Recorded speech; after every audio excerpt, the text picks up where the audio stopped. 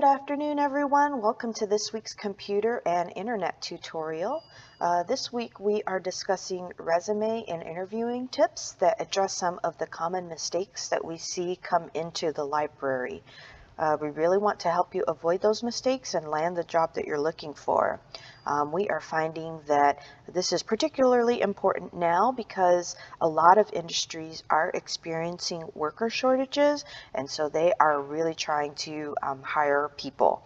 Additionally, Texas has decided to not extend the additional unemployment benefits. So that means that for a lot of people, money is about to get a lot tighter, which means more people are going to be looking for jobs. And so we want to make sure that you, as an applicant, are staying competitive and really trying to up your chances of getting the job that you're looking for. So we'll just quickly go over the tips that we have here, and then we'll go back and go into more details, and then we'll just kind of review.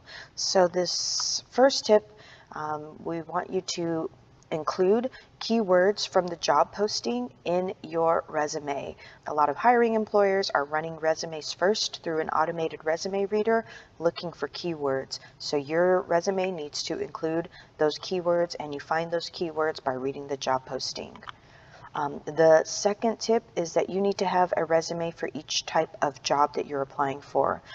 Even if you have many industries that you could work in this example as a cleaner, you need to have a resume for each of the niche little jobs that you can apply for. Next tip is make sure that you are looking up example resumes to see what other applicants who are applying for the same job you are applying for are putting on their resume. That way you can stay competitive, making sure that you're putting similar things on your resume and not leaving out important skills that other applicants are putting on their resume. Next, you'll want to take advantage of cover letters. Your resume and the job application, of course, demonstrate that you want the job, but neither one of those explain why you want the job. And a cover letter helps employers see why you want the job. Next, you'll need to remember that your interview is about your soft skills. It's about your ability to connect with people. So when you go into your interview, it's no longer about qualifying your hard skills, things that you've put on your resume. It's about who you are as a person, and the hiring manager getting a feel for that. Next, you will want to go into your interview with some questions, and the way you can find those questions is by looking up the company that you're applying for. So let's get into some more detail about these tips. First, these keywords. This is going to require that you actually read the job posting, and this should actually be your first step in creating your resume. Oftentimes we have people come in and they have 20 years of work experience, and so they already have an idea of the job that they want to apply for, and they decide that they're going to go ahead and start creating a resume with all of their skills and all of their experience, but they haven't actually read what employers today are looking for. So this is a problem because you will likely miss out on including keywords in your resume. For anyone that is job hunting in 2021, keywords are really important to include on your resume, because a lot of times, and this is especially true for hourly jobs which you get paid by the hour, or for jobs in which there's going to be a lot of applicants, hiring managers first run all of the resumes that they get through an automated resume reader. They run those resumes through a computer program, and that program first scans the resumes for keywords. So before your resume is ever even looked at by human eyes, it is first run through a computer program that is looking for keywords, looking for specific skills or experience.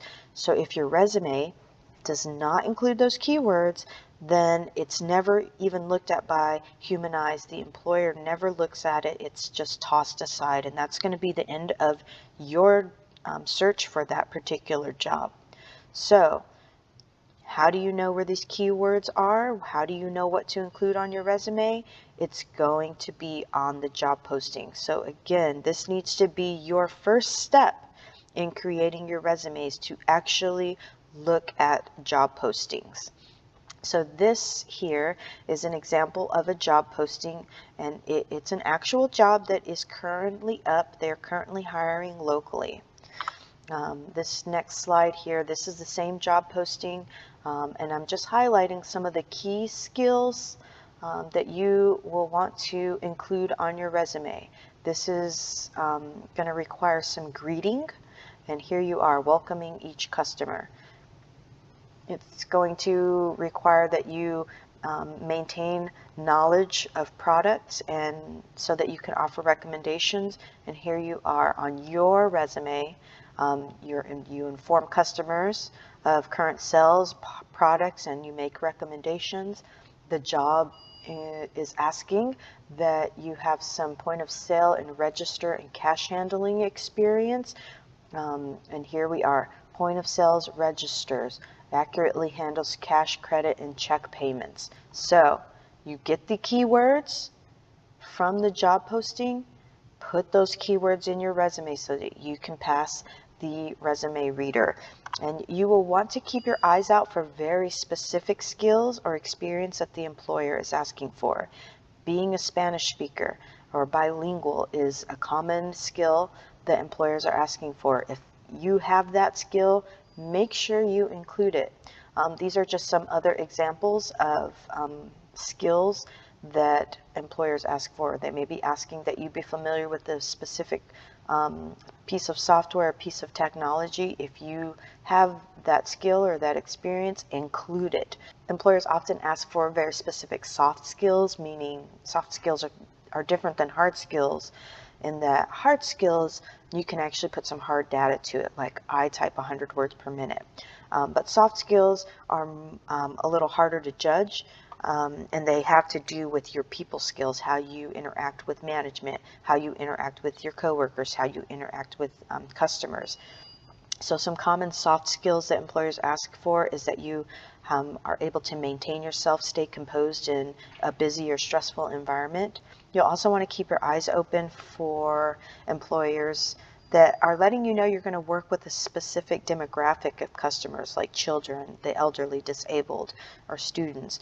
They may indicate in some way in the job posting that the customers that they serve are very wealthy. They're going to want to hire employees that can carry themselves around that type of customer. So keep your eyes open for very specific skills that employers are asking for.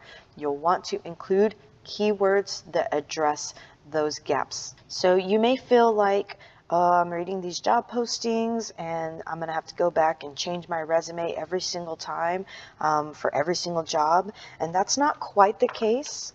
It wouldn't hurt, but luckily, if let's say you're a retail worker, then a lot of retail jobs, there's going to be a lot of overlap for the skills that they are asking for. So you don't necessarily have to go back and change your resume for every single job that you're applying for, because there is a lot of overlap. But this does lead to the next point, which is that you need to have a resume for each type of job that you're applying for. And this next slide kind of demonstrates what I mean. Let's say you're a cleaner. You need to have a resume for each type of cleaning job that you could apply for. You know, you need to have a school janitor resume, a separate home cleaning resume, a separate office cleaning resume, and then a separate mass transit cleaning resume.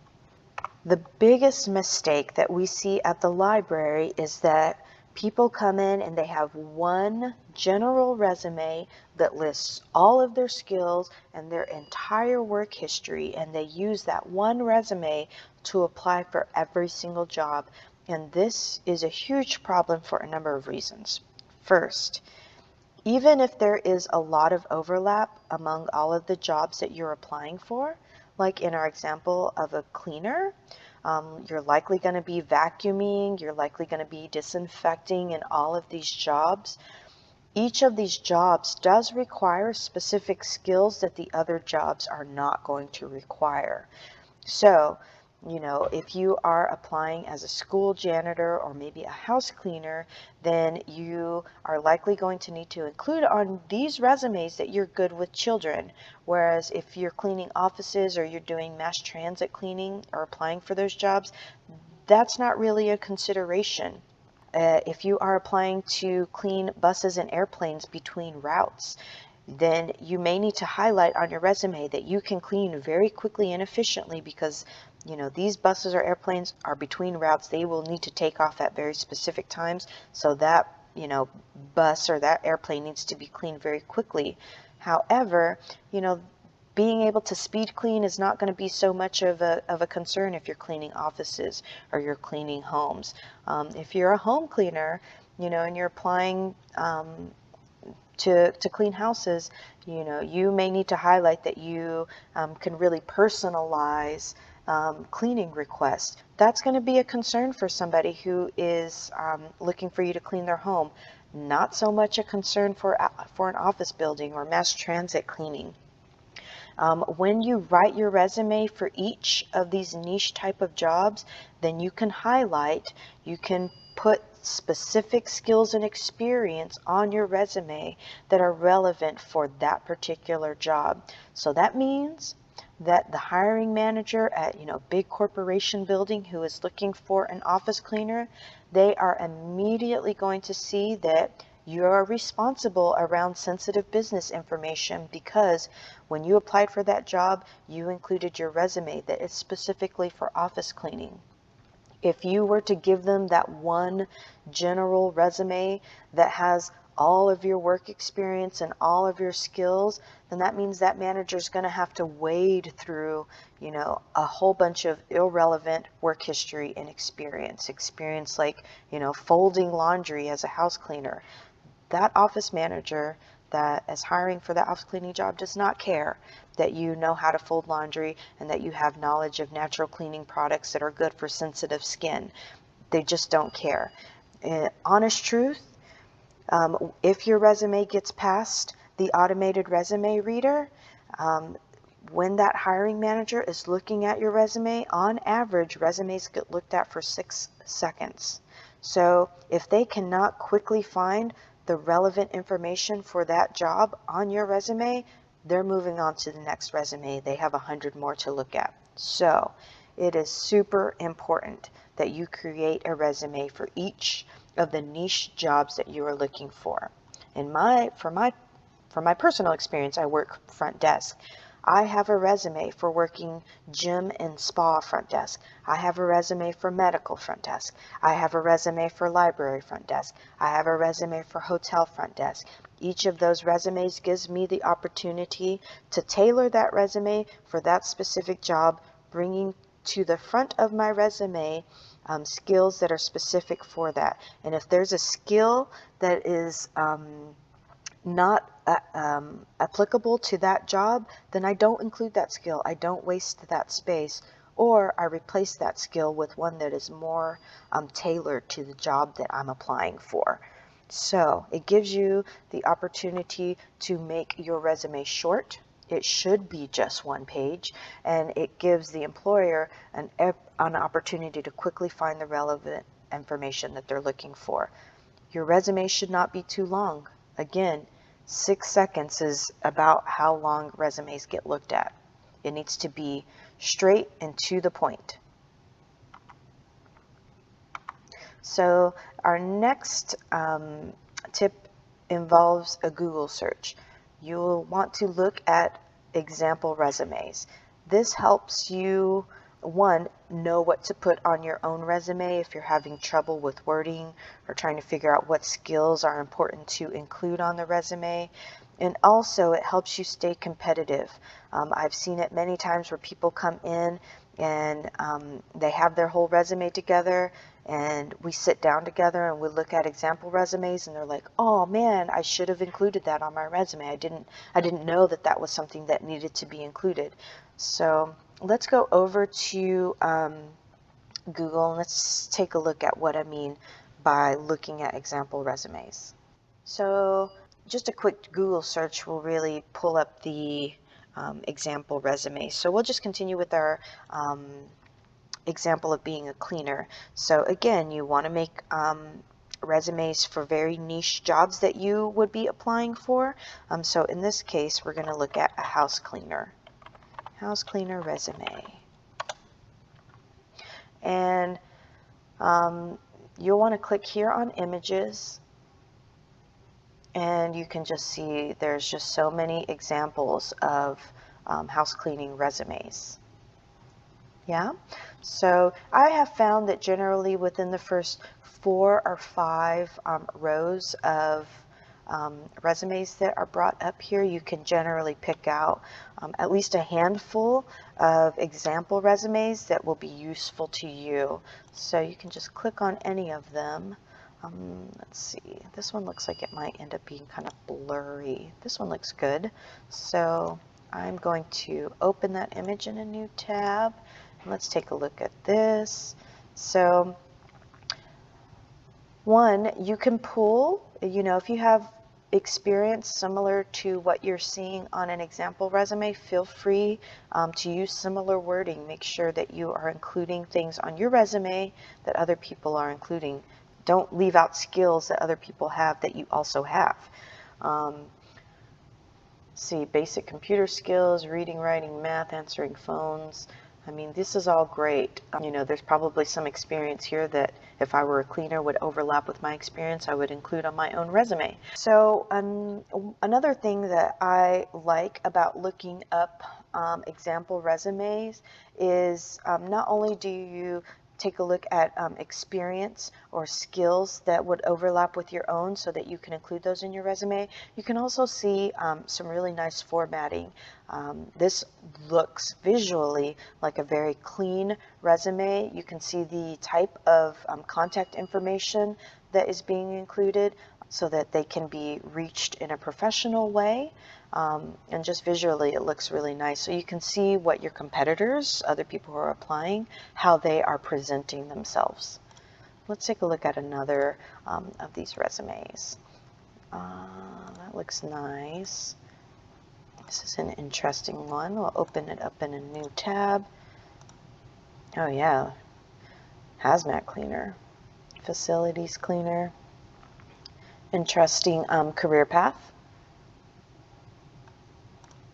Definitely take a look at example resumes. Again, you just go to Google, type in the industry and job position, followed by the word resume, and click on images, and you can see all kinds of examples. And again, you just want to keep an eye out for skills that overlap with your own, making sure that you're not leaving out of your resume skills and experience that other people are putting on their resume. All right, so our next point is about cover letters. Your resume and your application, obviously demonstrate that you want the job, you've applied for it, but neither one of those explains why you want the job, and a cover letter is a great way to do that, especially if it's a job that you're excited about, you really want that job, then this is an opportunity for you to demonstrate that. Your excitement for the job does not come through on your resume, but a cover letter is a perfect spot to do that. Because you can express excitement for a job or your real interest in that job, a cover letter is your first opportunity to kind of put some humanity into the hiring process. So definitely take advantage of that. Take the time to explain why you personally like the company and why that position interests you. So you should especially include a cover letter if you have a long gap in your work history. Explain, what happened during that time, and explain what you've been doing during that time. And you can look up example cover letters. Just like we did the Google search for resumes, you can also type in, gap in work history cover letter and see how other people are wording their cover letter around that situation. You would also want to include a cover letter if you're applying for a job where your work experience or your skills don't fully line up with what the employer is asking for. You can explain, why you're applying for this job and why you feel like you're the best candidate for the job, even if your recent experience or your skills don't completely line up with what's being asked for. And honestly, this is the first step in moving up in a career, especially during this time when a lot of businesses and industries are experiencing worker shortage. They're experiencing shortage in supervisory and managerial roles as well. So this is a great time to move up in your career. No one starts off as a manager. No one starts off as a supervisor, and most people don't land their dream job the first time they apply for a job. It really starts with an explanation for why they think they should get the job, even if they've never had that job before. So a cover letter is a great way to do that. So take advantage of it. Be a person, inject some humanity into the hiring process, be excited for the job. Write your cover letter explaining why you want that job. So this next tip is about your soft skills. This is about the interviewing process. This is about you connecting as a person. If you have gotten to the point of being called for an interview, the hiring person or the interviewer has already seen your resume. They've already seen your skills. They've already seen your experience. They've already decided that you qualify for the job, at least enough for an interview. So this is about you as a person. During the interview, they want to see, does this person make eye contact? Does this person communicate clearly? Do they demonstrate that they're trustworthy? Do they make me feel comfortable? Do they make me feel weird? Can I work with this person for 8 hours a day, 5 days a week? The interview is about that connection. So, yes, you may be shy. The interviewing process is stressful and it's going to make you anxious, but it is important to connect with the interviewer. You need to smile. You need to make eye contact. You need to speak clearly. This is not about your hard skills. This is about that connection. They want to make sure that you're not going to be difficult to work with, and they want to make sure that you are going to make their customers feel comfortable when they're in your presence. So this is what the interview is about. And then this last tip is about having questions ready when you're in your interview. When you have questions about the job and about the company, this shows that you want the specific job, that you're not just looking to take any job, that you don't really care. And you can find those questions by actually looking the company up. You can look at the company's mission statement. You can look at the company's history. Make sure you look at the products and services that they offer. By looking in these places, then you can start generating some questions to come up with. Especially when you're looking at the company's history, if that company is a family-owned business, or if they have ties to the community like nonprofits and churches, it can be really useful to ask about that whenever you are interviewing. A few don'ts. As weird as it is to say, I've seen it whenever I've hired, and I've heard stories of people asking about time off during the interview. If your mind is already wondering, when can I not work, then that does not look good for you as a candidate. So do not ask about time off policies during the interview. You can ask about it during orientation or during training, or with HR when you're signing the hiring paperwork. Do not ask it during the interview. You also want to avoid asking questions that have already been answered in the job posting. Asking, am I going to have to move around a lot? When in the job posting, it clearly states that you need to be able to stand for 8 hours and lift up to 30 pounds. Then yeah, it's already been answered. So don't ask questions that have already been answered in the job posting. It shows that you don't read or that you don't pay attention. Not a good look. And then you also want to make sure that you do show up to the interview with questions. Again, it demonstrates that you actually have an interest in the job. So don't show up with no questions. If you are having trouble finding questions after looking at the company's mission statement or looking at their products and services or looking at the company history, then some pretty common questions to ask for any job interview is asking about the work culture or the environment. You can ask about the types of customers that you will typically be interacting with. You can ask about your coworkers and what that environment is like. And then it is always okay to ask about how you can be successful on the job. Ask about, what skills or characteristics the person hiring has seen that have led to someone being successful in that position. And then you can always ask about what it looks like for you to be promoted.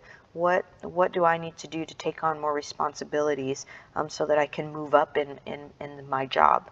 It is always okay to ask about how you can be successful on the job. So definitely have some questions ready when you show up to the interview. Let's just quickly go over again these tips. Just as a quick review, make sure that you are using keywords from the job posting. The first step in your writing a resume is to actually read job postings so that you can have keywords in your resume, and that way when your resume is passed through the automated resume reader, that computer program, those keywords are found and your resume can move on to the next step in the hiring process. You want to make sure that you are not just using one big long resume that has every single job you've ever had and lists all of your skills. Again, your resume is only looked at for 6 seconds, so you need to make sure that the skills that are relevant and the experience that are relevant for that particular job are immediately found on your resume. So again, in this example, if you're a cleaner, you don't want just one big cleaner resume. You want to have a resume for school janitor. You want to have a resume for home cleaning. You want to have a resume for hotel housekeeping. You want to have a resume for office cleaning. You want to have a resume for mass transit cleaning. That way you can highlight skills that are specific for that job that they are looking for immediately to the front, and you don't have one big long resume that an employer has to look through to find relevant skills and experience. You'll want to make sure that you are looking at examples of other people's resumes. It helps you figure out what to put on your resume, and it also is a reminder to include skills that other people are putting on their resume so that you stay competitive. You also want to take advantage of a cover letter. A resume and an application show that you want the job, but they don't explain why. So your cover letter is a great chance for you to explain why you want that job, why you want to work for that company, and especially included if you have a gap in your work history, or if you are applying for a job that your skills and experience don't fully meet what the employer is looking for. I have seen it. I've personally hired people that don't fully qualify for the job, but they have just demonstrated that they are so excited about it that we hired them. Skills and training will really help cover any gaps where that person doesn't qualify. But it's hard to teach somebody to have a good attitude and be excited. So I have seen people move up in their career just simply because they expressed desire to fill a role and to take on responsibility just because they are excited for the job. So remember that when you are interviewing, it is about connecting with people.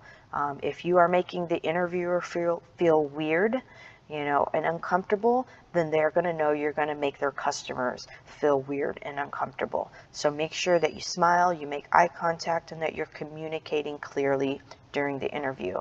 They're no longer, concerned about how many words per minute you can type, or, if you have strong Microsoft Excel skills. They've seen your resume. They know that you have those skills. It's about you as a person, and do they want to work with you for 40 hours a week.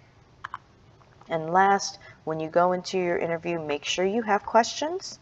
because that demonstrates that you are actually interested in the position.